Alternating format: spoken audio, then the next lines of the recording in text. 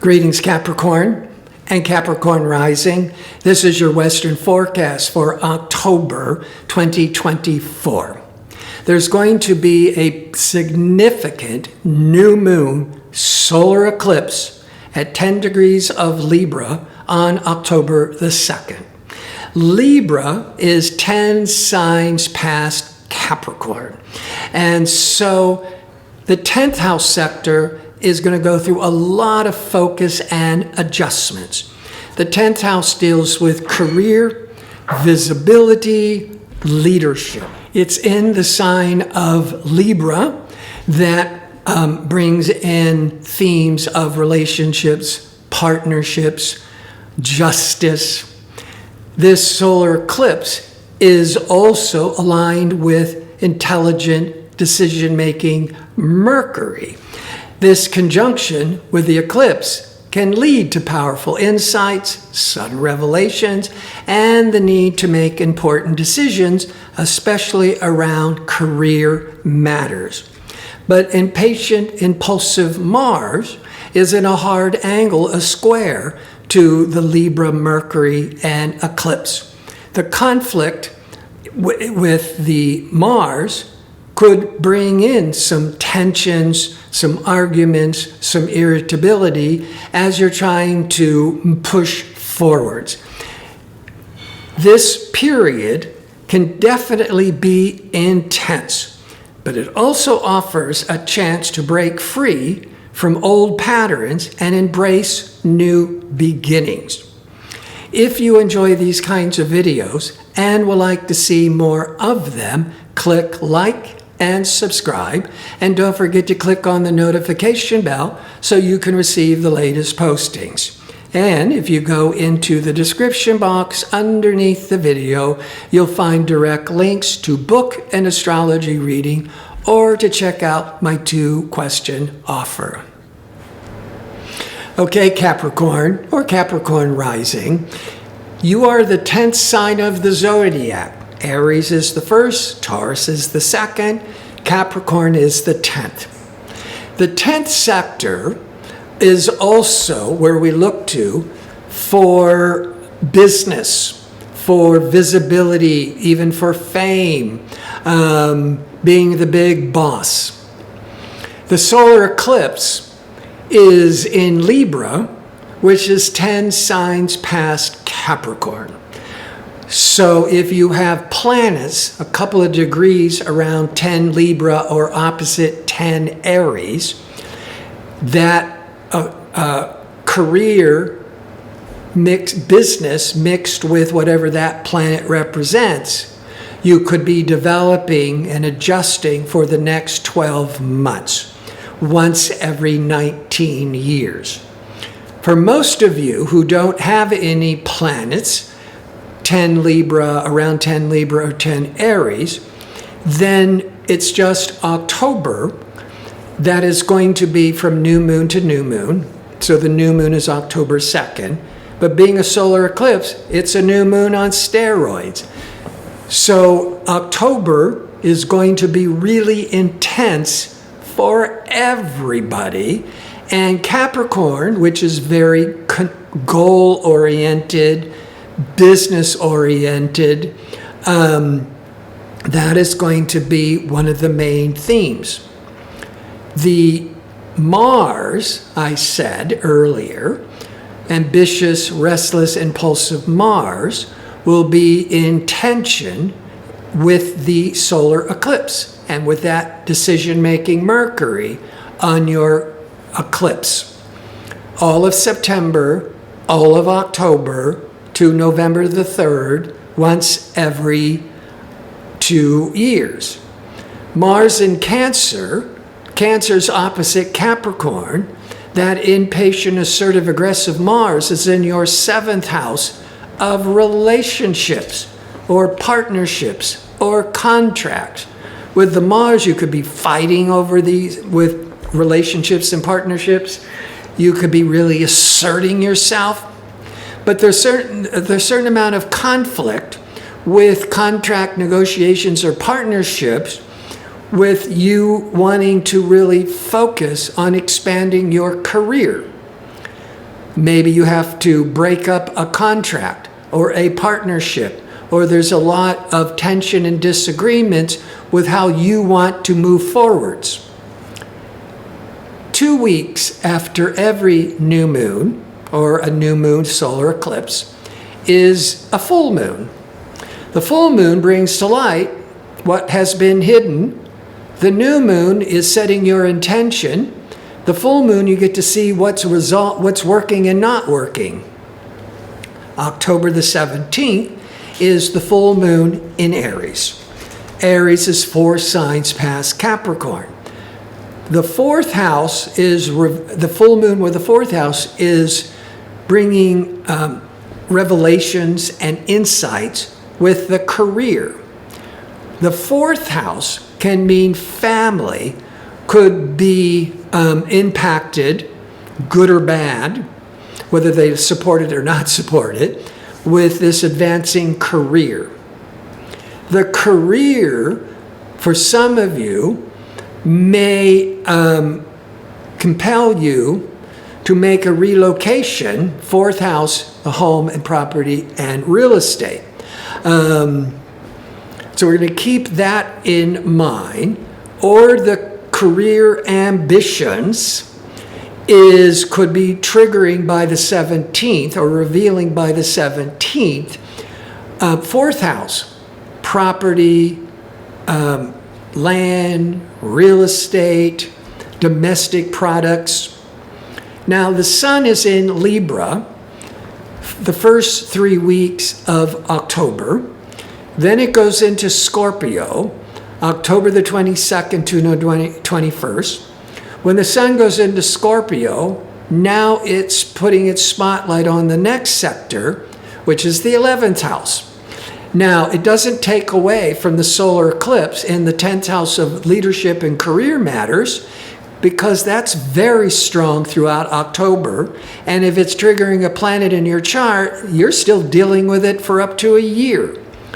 But that sun changing signs, October the 22nd, is bringing some new interests. The 11th house, you could start focusing on your long-range goals and dreams and aspirations. Now it's all about career and business, but maybe you're starting to look to how this is going to play out in the long-term future. That could be the 11th house. The 11th house can also represent groups and organizations and teamwork. So maybe you're going to start working more with a group, working with a team to continue to accelerate this major career emphasis. The 11th can also bring in a lot of networking or connecting with associates to really help advance the career business. Venus, planet of what we value, what we appreciate, what we enjoy, is in Scorpio the end of September through October the 17th. So the first 17 days of October, benefic sociable Venus is in Scorpio in the 11th house. The 11th house is very sociable and friendly, and Venus is love and harmony. So first couple of weeks, this is very favorable for enjoying your friends, hanging out with friends, expanding your social circle. Then 5 days after Venus leaves Scorpio and goes into Sag, 5 days later, the sun goes into Scorpio, October the 22nd to the 21st of November. So even though the solar eclipse is having a powerful impact on your career in October, the other major theme is the 11th house. So that bringing in more of this networking, being support from friends, Now, another way of interpreting the horoscope, if we're looking at the solar eclipse in Libra, now it's impacting your career sector, but think of it as the first house or the beginning. We're making, instead of, making as if you're starting a chart, put the solar eclipse as the beginning of the chart. I know that I'm confusing people.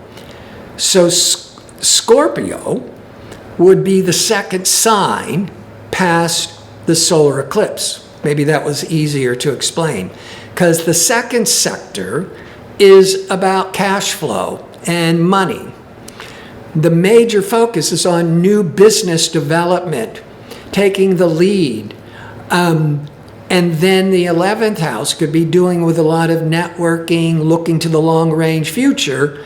But the 11th house is also the second house of income from the 10th. So you're really focusing on making money and really looking to the long range, and might be helped with associates, with friendships. But the Venus on the 17th leaves Scorpio, goes into Sagittarius until November the 11th. After November the 11th, the Venus goes into Capricorn for several weeks. And so that's bringing a lot of prosperity, harmony, enjoyment, socializing for the holidays. But when Venus is in Sag is the sign prior to Capricorn. That prior sign is the 12th house. If you're making Capricorn house number 1, sign number 1, then Venus in Sag would be in the 12th sector from Capricorn.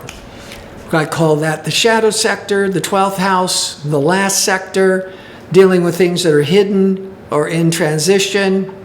But to have sociable Venus in Sag, in your 12th house sector from Capricorn, this could be where you're keeping your social life more low-key, more quiet, more private, probably because you're so busy with accomplishing all these business opportunities. But if there was an attraction, the Venus is keeping it secret, could be keeping it secret to see whether or not it's real, or keeping it secret for maybe obvious reasons.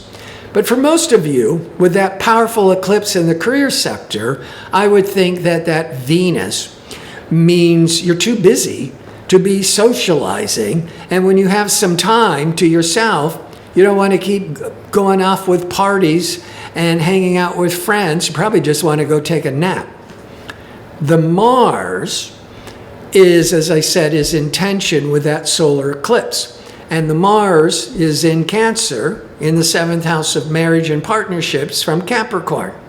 All of September, all of October to November the 3rd. So I already said how the Mars in the 7th of partnerships in tension with the solar eclipse, there might be some arguments and tensions and conflicts with a partner, with a client, with business. But on a more personal level, Mars in the 7th, Mars does not break up a relationship. But in a weird way, where it can be beneficial, is Mars can represent resentment and tension and anger. And when it goes to the 7th house of marriage and partnerships, that any little thing maybe could trigger you to get angry and release a lot of pent-up resentment, not for the beginning of a breakup, but the beginning of letting go of what has been hidden. What have you been keeping repressed? So for many people, it's a great opportunity to clear the decks and start fresh again. But it could end up with a big argument to clear the air. I want to thank you for watching. If you like information on how to book an astrology reading or to check out my 2-question offer, visit my website at gardino.go. That's .co. Until next month, be safe and well.